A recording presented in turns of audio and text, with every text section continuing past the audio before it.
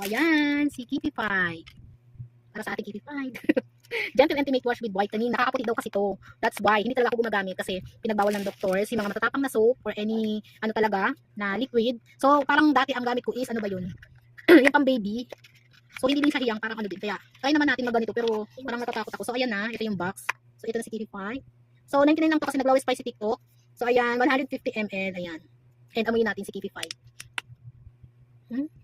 Parang ano lang siya, hindi naman siya yung amoy na grapes. Amoy candy. And guys, nag-filter na ako. Gumamit na tayo ng filter kasi hindi naman beauty product ang ating bubuksang parcel na yan.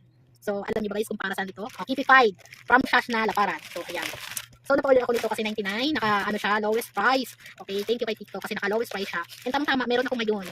So, kailangan natin to. And padaan-daan to kasi sa ano ko FYP ko. That's why. Para sa boses ko. That's why, itatry natin si... So, ayan, kararating lang ito, si Kitty Pie. So, ayan. Buksan na natin. Hindi ko nakita yung pagbukas ng ano.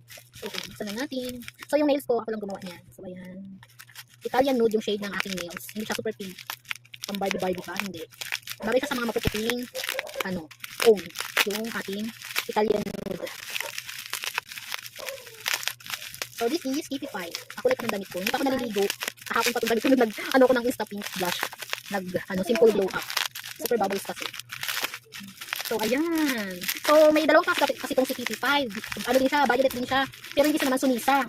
Ito naman, kay ano to, Saskin. Ayan o, Saskin from, in short, Shashna. So, si Shashna ang ano nito.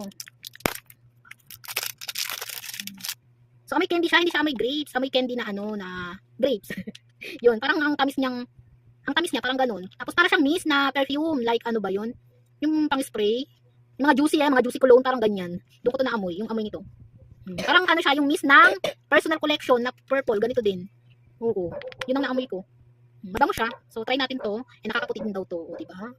So, babasahin muna natin bago natin gawan to ng review. Siyempre, gagamitin muna natin to ng 3 days. Oo, kung ano yung feeling. So, ayun na, ang ating Kitty Pie. So, ayan. Ito is trending to talaga, guys. Ang dami nag-review nito. Itong Kitty Pie na to. So, ayun guys, mga gustong umorder, sige, ilalagay natin to sa yellow basket sa aking TikTok shop. And sa aking description box kung saan makaka-order nito. And nakita nyo guys yung mga review doon, napakadami as in. Ano na siya, 1,000 views. 1,000 reviews. So, ayun, natupad ng ating Kitty Pie. In many years, hindi talaga ako gumagamit. Ano lang, wash lang 3 times a day. So, ayun lang guys. Thank you so much for watching. It's me, Jefferson Vlog. Another day na naman and another review ulit. See you on my next video.